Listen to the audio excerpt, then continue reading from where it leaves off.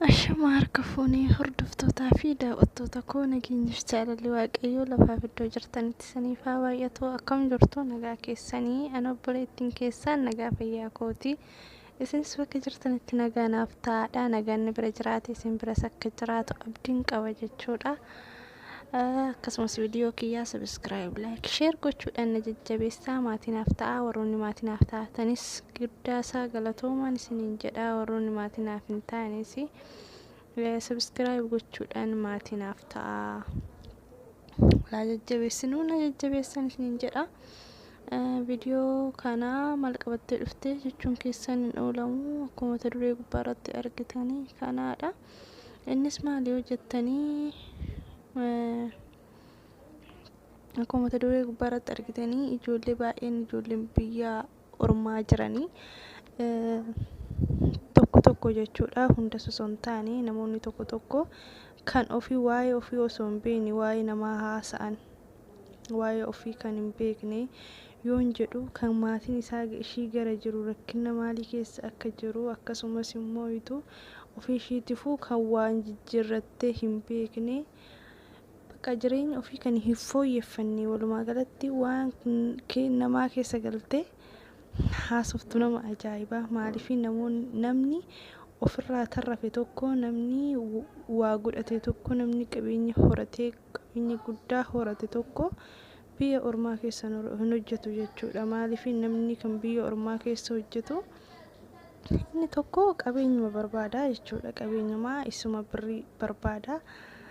Isa sana osoo qabaatee eenyumtuyyuu biyya ofii keessatti hojjeta. Eenyumtuyyuu biyya ofii keessatti bashannanuu barbaada. Eenyumtuu biyya ofii keessatti jireenya gaarii jiraachuu barbaada malee namni kamiyyuu biyya ormaa keessatti yeroo ofii fixuu hin barbaadu jechuudha.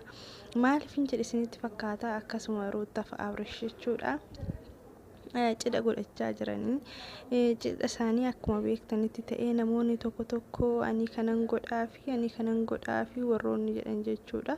Innaa qabaannan imma haa godhanii fi garuu immoo warroonni akkasii kun warroota maatii ofii maal keessa akka jiran kan hin beeknedha jechuudha. Maal keessa jiran akka jiran hoon jedhu maatiin isaanii rakkina keessa jiramoo maatii ofiitu bakka jiran kan hin dawwalleefitu jira jechuudha. Waan hunda keessa irra caalatti jechuudha.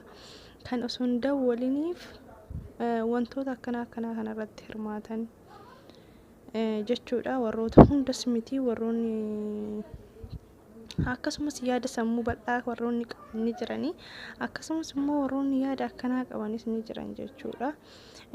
Maaliif hin jedhe akkasumas immoo warroonni maatii ofii haafuuti rakkataan meeqa osoo jiru dadhabaan meeqa osoo jiru namoota baay'eetu jira jechuudha kan gargaarsa namarraa barbaadanii. Warroonni akkasii sun osoo jiranuu cidha namaatiif jedhanii diraamaa 2006 jechuun birri Itoophiyaatti meeqa akka ta'u laalaadha amma sa'aatii kanatti jechuudha. Garuu warroonni akkasii sun maatii ofii bakka jiru kan hin yaadanne jechuudha. Namni maatiin ofiitu aga barbaade qabeenya hoo qabaateeyyuu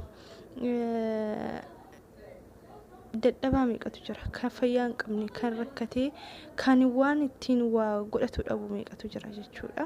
Kan karaa irratti ba'ee kadhatu meeqatu jira jechuudha. Waan illee kan jaalatu nama hoo gargaaran dadhabaa rakkataa hoo gargaaran rakkoo hin qabu jechuudha. Maaliif hundaa kan kennus kan dhabsiisus waaqayyoodha waan ta'eef osoo kennanii fi bareeda jechuudha. Garuu isaan warrootuma gammachuudhaaf bakka waan ta'eedhaaf jechuudha. Maaliif isaan gammachuu irra jiranii garuu gammachuun isaanii kafiixa haa ta'u. Maaliif hin jedhe isinitti fakkaate? Namoota akkana quufatti wanta akkanaa biyya keessaa biyya ormaa deemanii diggifataniif kanan baasaa jechuun akka kiyyatti baay'ee na dhibee jira jechuudha. Maaliif namoota dadhabaa namoota rakkataa sanii osoo kennanii baay'ee tokko waaqayyo irratti illee fudhatama kan qabudha jechuudha. Maaliif waaqayyo illee wanta jaalatudha.